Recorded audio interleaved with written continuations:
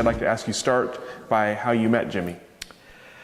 I actually met Jimi in before the wine industry. So I know him. I was living in Eugene at the time, and Jimi was dating Lynn Madoff, who is a clothing designer in Portland. She's Lena Mendoya, and her brother Lee Madoff, who was the distiller and great friend of mine, Lee Madoff. And so I got to know him a little bit then, and oddly enough, we both worked for the McMiniman Company. And so I got to know him a little bit through that time. And when he'd come, I remember we would go down to the, Lee and Jimi and I would go down to the Vat and Tonsure, this old classic restaurant in Portland that sadly is no longer there, like most of the other cool stuff that was in Portland is no longer there. And, you know, drink a bunch of wine and eat tons of food. I mean, it was a great experience as a younger person, you know. And then Jimi moved, well, he would do vintages in Beaujolais, and then he was spending the winters in Poland teaching English, I believe is what he was doing. And I remember he would come back occasionally and we'd go do this dinner thing, and it was super fun. And then he married Bożena, his wife, and then they had Pascal. And when Pascal was born, I think they made the decision that they should move back to the United States. So they moved back here. And when Jimi came back, he wanted to get involved in the wine industry. And I was still working at Cameron Winery at the time, and, you know, I'd see him. And, you know, and at Cameron, we always needed assistance bottling or whatever. There was always something to do. So we brought Jimi in to help us bottle a couple times, and which was great. And Jimi could do the work of like 4 people. I mean, he was total force of nature guy. He was great. So John always loved having him there. And I remember John and I had just been over to Willackenzie in '95, right after they opened, and met Laurent and tasted some wines. And, you know, and Laurent was like, hey, I need somebody to help me here. And so we just told Jimi, like, hey, this guy Laurent is looking for somebody. And then Jimi went and made his own way in the world. And I ended up working at Willackenzie for a number of years, where he started the Brooks label. And we just continued to be friends from that point in the wine industry. So that's kind of where it all started. So you two kind of came into the industry at sort of similar times. So I'm curious, just for context, what was the Oregon wine industry like when Jimi came into it? Well, it was the industry was very small, you know, back then. I mean, I don't know how many Willamette Valley wineries there were, but maybe 30, I don't know, as opposed to over 500 now. And there were not a lot of available jobs, you know. Getting a good job in the Oregon wine industry was very rare. And so I'd been working for a number of years, you know, for Adel Simon and Cameron. And then, you know, Jimi had come in and started working for Willackenzie for a number of years. I started J. Christopher in 1996, and I want to say the first vintage of Brooks was 98, although Jimi had lined up fruit to make in 97, but he got pissed at the grower in typical Jimi fashion. He's like, you know, fuck all y'all, I'm not taking your grapes. And he wouldn't take it, because 97 was challenging from a rain perspective. We had one of the Pineapple Expresses come through, and, you know, everything turns to botrytis in like 5 minutes. And I think he just didn't want to start out like that. And so I think he waited till 98 to start, if I'm remembering all of this correctly. But back then, I mean, there wasn't a lot of wine out there, and there was a few of us that started out that way. There was myself, Jimi came 2 years later, there was J.K. Carrier, Jim Prosser, and Bergstrom started not too much longer. I think Bergstrom started in 99, I want to say. There was a number of us like that. And actually David and Amy from Westry had started a number of years before us, who also had a Cameron connection. They were kind of the first ones, actually, at that point that had done that. But it was pretty wide open. I mean, it was great because you went to market with your wines in Portland, and it was like a new wine was very exciting to Portland buyers. which is completely different today. People are like, they have armed guards outside of their establishments to keep out, new people, because there's like 500 of us trying to go in there and sell wine. So it was an interesting time. It was great, actually. The weather was good. We could make the wines we wanted. I mean, it was easy. It was really easy back then. So. What impact did Brooks have while Jimi was running it? Well, I think that the biggest thing, and actually I was kind of there with him on this, although I kind of walked away from the Riesling thing, but early on, Jimi and I, and Jimi more so than me, definitely, was very, very interested in Riesling. And we both started making Riesling, and he kind of kept going with it. And I focused more on Sauvignon Blanc. We were having better success with it in the markets, but Jimi was like, almost with Jimi also, I don't think it really mattered if he sold any. Jimi was just like, well, if I'm gonna make Riesling, that's what I'm doing. And the other interesting thing that Jimi did is he was one of the first people to really pay attention to biodynamic farming. And I really learned about biodynamic farming just through what he was doing, which was really interesting, and then got us involved in it, although we're not certified here or anything like that, but we take a lot from the biodynamic playbook and apply it here, not only in the winery, but in the vineyard as well. And that directly came from him. And I think a lot of people, he wasn't the only person, but he was definitely a catalyst for that. So that was quite interesting. So can you talk about the days sort of leading up to Jimi's death and then sort of the immediate aftermath, like from beginning to end as you remember it? Well, there was nothing really that led up to it. I mean, it was so sudden and shocking. I remember vividly where I was at. I was coming down the stairs at my house on Alder Street in Portland, and Jim Anderson had called my wife, Rhonda, and obviously asked Rhonda if I was close by and wanted to make sure we all were ready. And he told us together. I was standing on the stairs. I'm amazed I didn't fall off the stairs, actually, because it was so shocking. Because if you knew Jimi, he was in perfect health. He looked like he could. He was an intimidating person if you didn't know him. Which is always. I remember getting on an elevator at the McMenamins in McMinnville, with a bunch of frat boys, and we walk in, not that I'm intimidating at all, but they all kind of got very quiet and got to the back of the elevator. He had this presence about him that was really amazing, and kind of seemed invincible in many ways, and like he was going places and doing things, and just, one of the greatest people I've ever known, dear friend, definitely. And so it was just really shocking when it happened. I mean, it shocked everybody. It was just so out of nowhere. And so, actually, I remember that night because we were living in Portland. David and Amy actually called my wife and I up and like, hey, do you guys want to come over? Because everyone kind of needed to be together talking about it, It was just shocking. I mean, it really was terrible, terrible news. Think about it a lot still,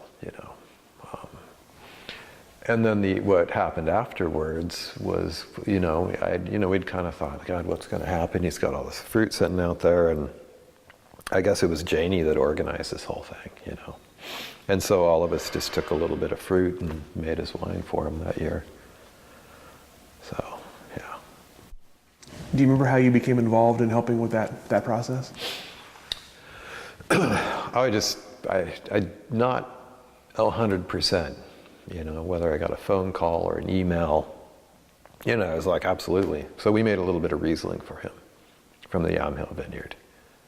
We just made a tiny bit. And I remember making it, and Riesling is notoriously hard to get dry. And I remember making the wine thinking to myself, like, I'm going to make this the most austere possible wine for blending, because I figured someone else would probably have a problem getting it dry, so they have blending wine and whatnot. But it was, we must have just, either Janie called or something happened, and it was a pretty amazing thing that everyone was like, sure, and everyone took a ton or 2 or 3 tons or whatever, and And then Chris assembled all of it. I forget where he did it at, but yeah, it was a pretty amazing effort, and it was a great experience.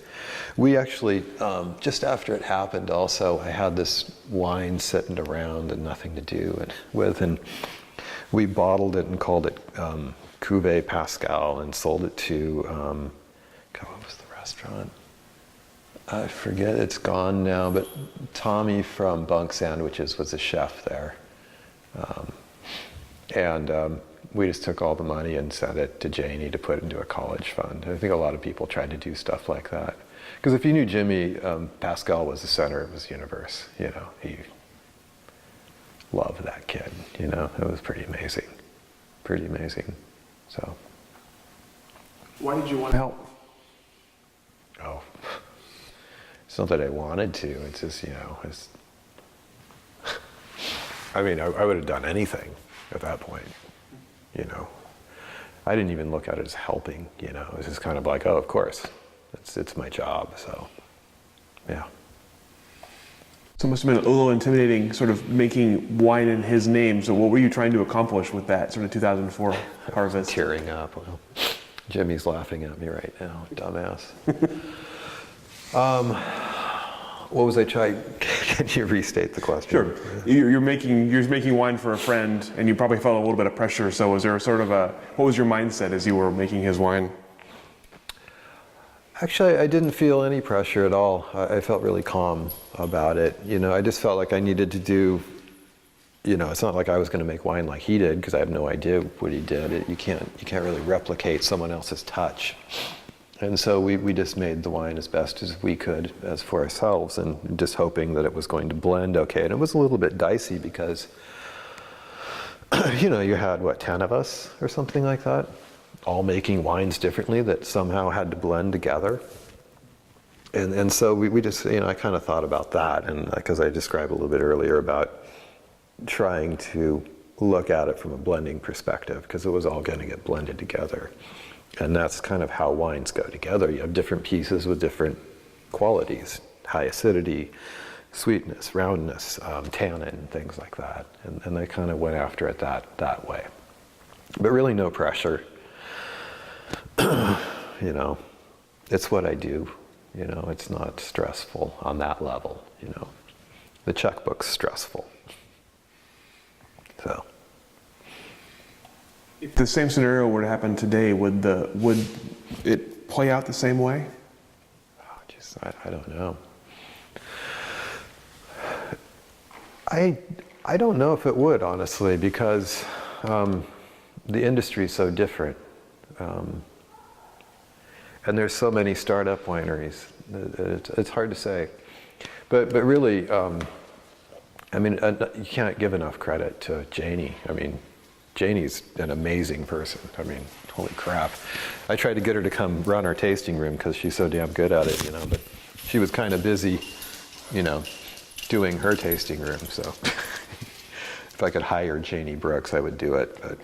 But Janie's largely, the joke always is, amongst some of us that really knew Jimi well, is that Jimi probably would have given up by now and moved to the Ukraine or something like that to start making some distilled product. It's like Jimi was a creative force, and Janie's much more of a business mind, and she kind of took Jimi's legacy and ran with it, and has done shockingly well.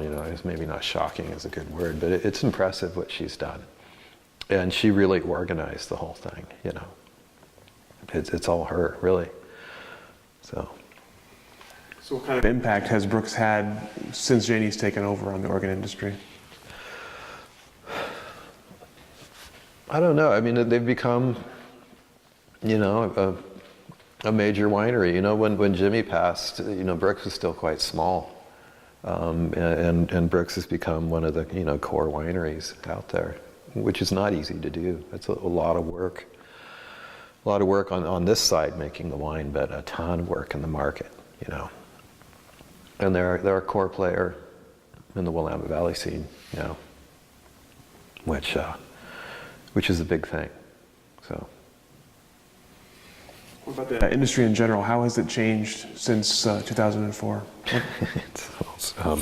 It's about 100 times larger. There's definitely a commercial side to it now. But I do have to say, beyond all the criticisms I might have about, a bunch of goofy people making 100 cases and, people making, 500,000 cases, it's still a very friendly place. That really hasn't changed, which is amazing, actually. There's not a lot of litigious people here, so we're not constantly suing one another. So we've maintained this kind of friendly atmosphere, which I hope we can hang on to. But back then, in 2004, it was a very small industry. Everybody knew everybody. I knew all the cellar people. I knew everybody. So it's a very different thing. So. Did you think Brooks would still be around in 2017, the winery? Right after he passed, I honestly didn't really know what was going to happen. Not that I'm surprised by it. But I mean, anything could have happened. And like I said, probably 5 times already, it's like none of this would have happened without Janie's direction and a huge amount of hard work, So who knows what would have, I mean, we always talk about at home, like if it had it been me, probably would have never happened, I think possibly Rhonda would have been like, oh, I'm retiring, my wife or something. The dogs didn't want to take the winery over, so, but, it was really hard to see what was going to happen at that point. I mean, it was obvious that, I think there was a lot of talk about preserving the winery for Pascal if and when Pascal had decided that he wanted to take over Brooks Winery, and I really don't know where his head's at on that. And maybe someday he will. I'm not quite sure, But it was really hard to say in 2004. And honestly, all of us were still so shocked. I mean, it was years of just thinking about, wow, that could have been me, easily, So. What's your favorite memory of Jimi? Oh, God. Jeez. It's really hard to pick one memory, really. But we used to go, this was back when I was a much less busy person, and we used to go mushroom hunting. It was great because we were waiting for harvest and it would rain, which doesn't really happen anymore. It never rains anymore. But Jimi knew these great, chanterelle areas in the Coast Range, and we'd go up chanterelling and we'd pick a 5-gallon bucket of chanterelles. It was amazing. And, Jimi would always bring a rifle with a bayonet on it. It's like, what do you have that for? And he's like, oh, the bear poachers. I'm like, okay. And then actually one day we saw the bear poachers, and he was apparently he was concerned about the dogs that they send after the bears. But we did once run into this woman in a pickup truck with about 5 dogs in the back that looked like they hadn't been fed for like 2 years, and then I understood why he brought that with him. And he used to live down at the coast in Lincoln City. And I think he was at the Lighthouse Pub for the McMenamins a billion years ago. And so he got to know some of the guys there and showed him some mushroom places. And I think he learned about all of the stuff from those guys, It's not really what you learn growing up in Raleigh Hills and in the Portland area playing football or whatever he did, But honestly, I really liked those times because it was, we'd go hang out and pick mushrooms, and it was a great time. We took my really good friend Duncan Forsyth from New Zealand, who was working out here with us with Cameron. He was just here, actually. It was great to see him. And then definitely the other great thing was just the early times hanging out, having dinner. I mean, that's what we did because we didn't make any money, so we cooked. He and Bojana and Pascal used to come to our house, our little tiny house on Washington Street, and I remember occasionally Bojana would have to get Pascal and take him in the car to drive him around the block 100 times, and I was always afraid that she was going to get lost off of 82nd Avenue and we'd never see them again. But she always made it back, and there was just so many great times. He was a great friend. So you can't really pick one thing, so miss him. Do you have a favorite memory of him and Pascal together? Yeah, I do actually. It was when we came over. We had actually at Cameron we'd hired this guy Lapo from Chianti, and Lapo and I were into making pizzas, and he was much better at it because he's Italian, and so we had this time where we made pizzas at the house, and Jimi and Pascal came over. Pascal was tiny, really, really small. And that's kind of where I really saw, how much Jimi really, adored Pascal. It was really fun to watch. And we didn't have kids, and we still don't have kids actually, sadly. But it was a great thing to see, So. Why do you think the Jimi Brooks story resonates with so many people? Well, I mean, Jimi himself was definitely a, force of nature and just great, very likable, interesting person. But the other part of it really is, it's amazing what happened to his little project, how it went from a very small thing when he passed to kind of this big thing, and it's an amazing thing that he's been, I don't know, memorialized or whatever. I don't know what the correct word is. The way that he's been, because he was a very small producer. He didn't have his own vineyards. He didn't have a winery. He just kind of had this vision, and his sister Janie took it and ran with it. And a lot of people resonated with the story that here was this guy that he was like me. He had no formal training in winemaking, but he's very passionate about it. And I think that is the thing that resonated with a lot of people. And I know the other person that would be very interesting to discuss is Andy Pates from Cream Wine Company in Chicago, who was a big part of that's where Jimi's first wines went, largely. But that was a big part of the success of Brooks, I think, early on, is they have sold a ton of his wines there, the Brooks wines, since Jimi's passed, even in Chicago. And Andy is a great human being, great guy. Although I think I may have pissed him off last time I was there when he opened a natural wine and I wouldn't drink it because it smelled like it was going to attack me out of the glass. It's like, I swear to God, it's moving in the glass. It's anyway. All the questions I have. Is there anything else about Jimi you want to say? Anything I should have asked that I didn't think about?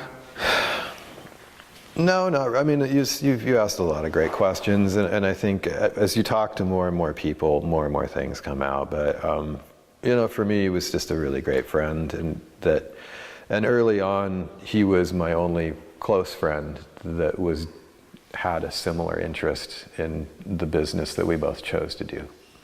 And so that made him an even closer friend, And I'm sure you're going to talk to everybody else that you talk to is going to have a similar story, especially the people that were a similar age, Sam and Cheryl, Jim Prosser, people like that, Josh Bergstrom. We were all contemporaries, Those are all really important people to where the industry has gone. And we were all close friends with Jimi.